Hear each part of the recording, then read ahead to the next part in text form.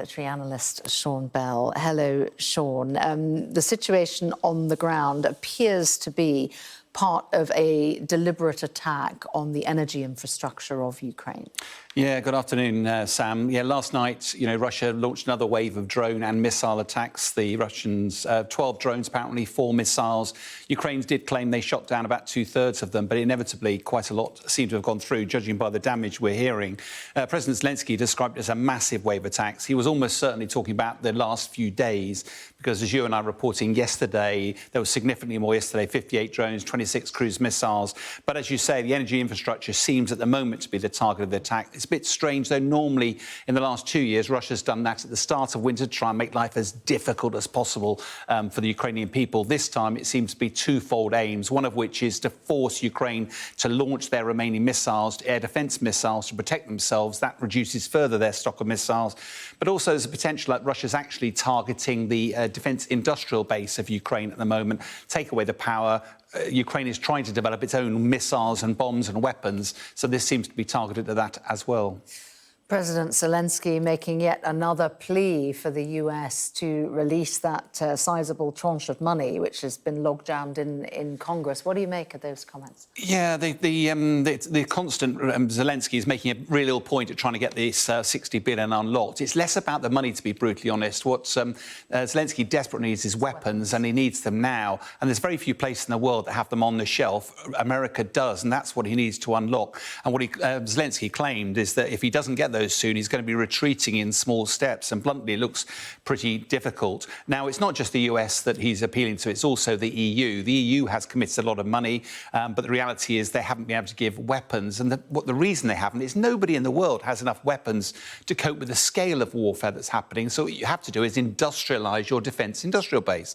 That's why in World War II, stop building cars, build Spitfires. Nobody in the West really has taken that up to the right level. The West has got literally orders of magnitude greater capacity than Russia has to do that. It's just not doing it. Russia's defence industrial base, 3 times the size it was at the start of the war. Oil revenues buying weapons from North Korea and from Iran.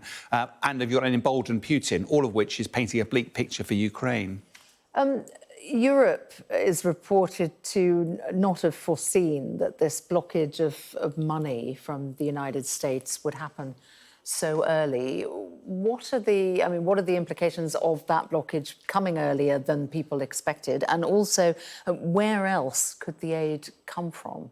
Yeah, one of the things that's fascinating about the sort of situation we find ourselves in at the moment is that some of the briefers we get from the military analyst side were talking about they fully expected America to have some difficulty around the presidential election, but they hadn't expected the blockage to happen this early. And that's left a sort of gap in terms of several months, which President Putin seems to be capitalising. Now, despite the political rhetoric in the West of supporting Ukraine, that's not being matched by weapons. And if it doesn't, Russia is larger. It has spun up its defence industrial base.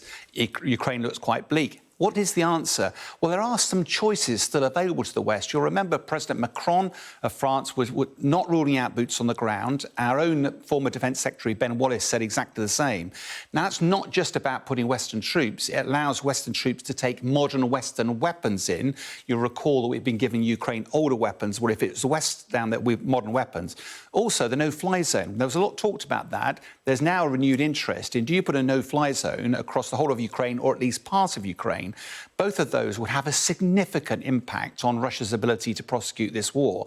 Putin knows that, and that's why his threatening rhetoric about the West, whether it was giving anti-tank weapons, then putting tanks on the ground, then missiles, all of which is at risk of escalation. And I think there are clear political choices to the West, and the difficult choice is whether or not their political rhetoric can be matched by actual intent to stop Putin's war aggression.